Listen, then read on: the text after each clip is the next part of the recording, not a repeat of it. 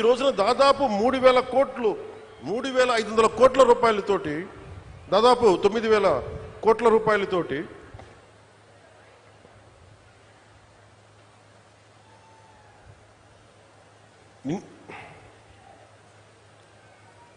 $9,000 ఇది ఎంత బడ్జెట్ ఇది 9 what is the budget 9 budget ఎంత 7,900 తోటి మనం ప్రారంభిస్తున్నది నిజంగా మనకి నీళ్లు కలుషితం కాకుండా ఉండుంటే ఎన్నిటికి ఉపయోగించేవాళ్ళో మీకు తెలియదు. మీ పిల్లల భవిష్యత్తుకి, మీ కాలేజీలకి, మీకు ఏదైనా స్కిల్ డెవలప్మెంట్. కానీ నీళ్లు కలుషితం అయిపోయి in the name of development, in the name of commerce ఉన్న ప్రకృతి వనరులను చంపేసుకొని మనం ఈ రోజున వీటి ఖర్చు పెడుతుంటే చాలా బరువు హృదయంతో చెప్తున్నాను, చాలా బాధేస్తుంది. నా కోసం కాదు, మనందరి కోసం.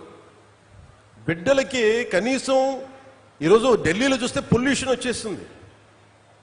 ఒకసారి ఢిల్లీ గాలి పీల్చుకుంటే 20 సిగరెట్లు తాగినంత పొల్యూషన్ మనకి గుండెల్లోకి వెళ్ళిపోద్ది, ఊపిరితిత్తుల్లోకి. నీళ్లు ఇట్లా కలుషితం అయిపోయినాయి. సో అందుకనే నేను జనసేనలో కీలకమైంది పర్యావరణాన్ని పరిరక్షించే అభివృద్ధి ప్రస్థానం ఉండాలని అందుకని ప్రతిపాదించింది నేను. ఇది మనం అర్థం చేసుకోకపోతే ఏమైపోద్దంటే పిల్లలకి మనం ఏమిస్తాం, మీరు అందరూ 1,000 కోట్లు ఇవ్వండి, ఆస్తులు ఇవ్వండి, తాగడానికి స్వచ్ఛమైన నీళ్ళు ఇవ్వలేరు, తాగడానికి స్వచ్ఛమైన గాలి అయితే ఇవ్వలేరు. అందుకని ఇది మనందరి బాధ్యత ఇదంతా. సో దాన్ని ప్రధానమంత్రి గారు ఈ రోజున మనకి ఇంత 1,000 కోట్లు వచ్చినాయి అంటే ముందుగా మనం కృతజ్ఞత చెప్పుకోవాల్సింది ఒకే ఒక వ్యక్తి, గౌరవ ప్రధాని శ్రీ నరేంద్ర మోదీ గారు. ఎక్కడో ఢిల్లీలో కూర్చొని ఆయన ఇక్కడ కూర్చొని మన గోదావరి జిల్లాలకు సంబంధించి, ఆంధ్రప్రదేశ్ నలుమూలల జిల్లాలకు సంబంధించి ఈ నీటి శుద్ధి చేసిన నీళ్ళు ఇవ్వాలన్న ఒక ఆలోచన ఈరోజు ఇంత బడ్జెట్ ఇచ్చింది. ఇది జేజీఎం, జల్ జీవన్ మిషన్. దీనికి ఇన్ని 1,000 కోట్లు ఇచ్చారు. ఎందుకు లేట్ అయింది మీరు మాట్లాడితే మొన్న ఈ మధ్యన ప్రతిపక్షం లేని గత కాలపు ముఖ్యమంత్రి వారి పార్టీ వాళ్ళు మాట్లాడుతూ ఉంటారు. అంటే వాళ్ళకి ఈ సందర్భంగా వాటే తెలియజేయాలనుకుంటున్నా, మీరు అధికారంలో ఉన్నప్పుడు మీ బెదిరింపులకి మేము భయపడలేం. మీరు అధికారంలో ఉన్నప్పుడు మీరు చేసే దౌర్జన్యాలకి మేము భయపడలేం. అలాగే మిమ్మల్ని తగ్గించడం కూడా నాకు ఇష్టం లేదు. కానీ మీరు బాధ్యతగా మెలగకుండా ఒక్కొక్కరిని చంపేస్తాం, మళ్ళీ మేము వస్తాం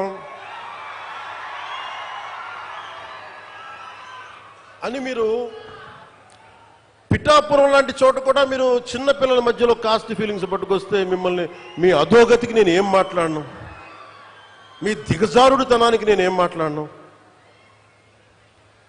ప్రకృతిని ప్రేమించేవాడు, తల్లిదండ్రులను గౌరవించేవాడు చేసే పనులా ఇవి? పిల్లలకి కులాలను పట్టుకొస్తామా, ఆపాదిస్తామా? వేరే దారులు లేవా మీకు పాలిటిక్స్ గురించి మాట్లాడడానికి? సిగ్గుందా ఒక్కొక్కరికి అలా చేసే వాళ్ళకి? మాకు నోరు లేదనుకుంటున్నారా?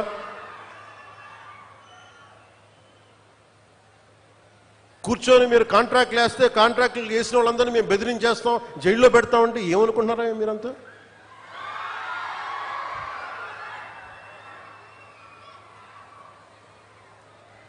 మేమేం మాటలా గుర్తుపెట్టుకోండి. అలా బెదిరించే సమూహం ఎవరైనా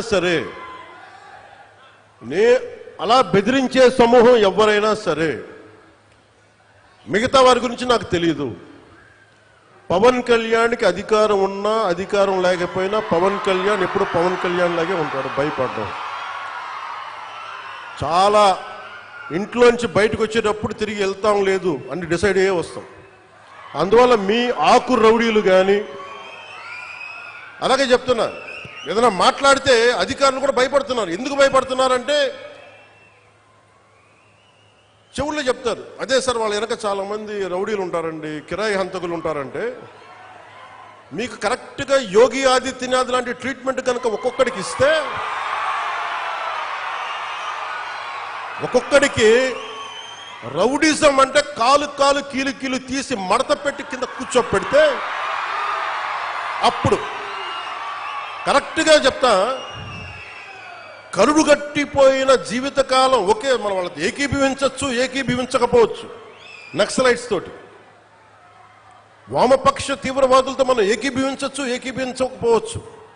అలాంటి బలమైన ఆర్గనైజేషన్నే కకావికలం అయిపోయిన పరిస్థితుల్లో ఉంటే ప్రభుత్వం తలుచుకుంటే, అలాంటిది ఇన్ని లక్షల మంది పోలీసు ఉండి, ఇన్ని వందల మంది ఐపీఎస్లు ఉండి, 1000-2000 ఉన్న డిఎస్పీలు ఉండి, అలాంటి కిరాయి గ్యాంగుల్ని మెయింటైన్ చేసే వ్యక్తుల మీద 2 రోజులు 48 గంటలు మీ చుట్టుపక్కల ఎవరున్నారు, వాడి పేరేంటి అన్ని కనుక్కొని ఒక పొలిటికల్ నిర్ణయం తీసుకుంటే మళ్ళీ ఎప్పుడు ఇలాంటి మాటలు రారు. మీరు అక్కడి దాకా తీసుకెళ్ళకండి.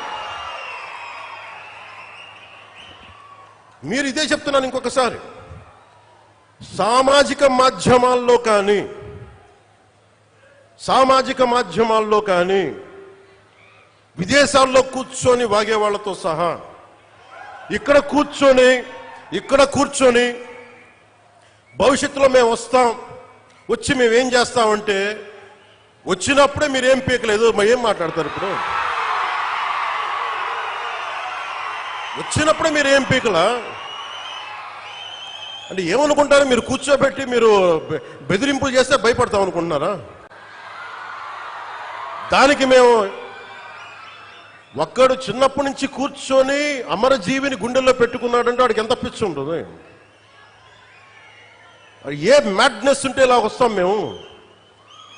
ఏ అండదండ లేకుండా పార్టీ పెట్టి ఇక్కడ దాకా వచ్చామంటే ఎంత కమిట్మెంట్ ఉండాలి నీకు సమాజం మీద, దేశం మీద, రాష్ట్రం మీద, ప్రజల మీద? పద్ధతులు మార్చుకోండి.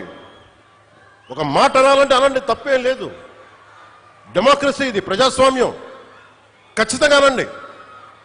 అనటానికి కొన్ని గీతలు ఉంటాయి. గీతలను దాటి మాట్లాడితే మీ చేతికి మళ్ళీ ముద్రలు వేయడానికి ఏముండదు. అలా మాట్లాడే వాళ్ళు చెప్తున్నాను ఇప్పుడే,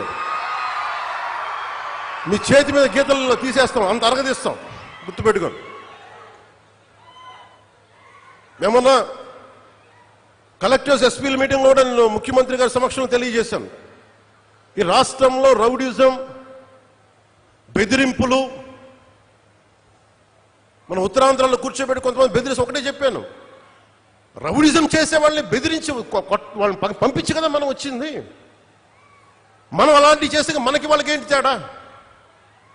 ఇది నేను చెప్పాను, నేను జనసేన మేము ప్రభుత్వంలో భాగం, అవసరమైతే చాలా ఖచ్చితంగా ప్రతి విషయాన్ని, అంశాన్ని తెలియజేస్తాం. వెరీ కన్స్ట్రక్టివ్, మేము పార్ట్ ఆఫ్ దిస్ అలయన్స్. అందుకని దీన్ని ప్రతి ఒక్కరు దృష్టిలో పెట్టుకోండి. అలాగే మీరు వైసీపీ వారికి కూడా చెప్తున్నా, నాకు మీరంటే గౌరవం. బొత్స గారు లాంటి నాయకులు ఉన్నారు, మా పార్టీలోకి సామినేని ఉదయ్ భాను గారు లాంటి నాయకులు వచ్చారు, శ్రీనివాసులు గారు లాంటి నాయకులు వచ్చారు ఒంగోలు నుంచి, బాలినేని శ్రీనివాసులు లాంటి గారు. అప్పుడు వాళ్ళు బ్యాలెన్స్డ్గా ఉన్నారు, ఇప్పుడు బ్యాలెన్స్డ్గా ఉన్నారు. కానీ మీరు కూర్చొని పాత పద్ధతిలోనే మళ్ళీ మేము ఇష్టారాజ్యాంగంగా చెడతామంటే నేను విసిగిపోయానబ్బా. ఒక జీవితం రోడ్డు మీద వెళ్తుంటే ఒక యాక్సిడెంట్ అయితే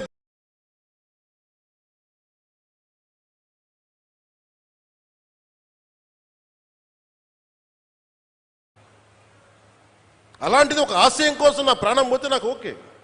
కానీ పోయే ముందు చాలా మంది తాట తీసేస్తాను చెప్తాను, గుర్తుపెట్టుకోండి. ఒళ్ళుపై తెలియకుండా, బాధ్యత లేకుండా, అడ్డగోలుగా మేము చేసేస్తాం ఏదైనా, మొత్తం తీసి రోమం తీసి కింద కూర్చోబెడతాం, గుర్తుపెట్టుకోండి.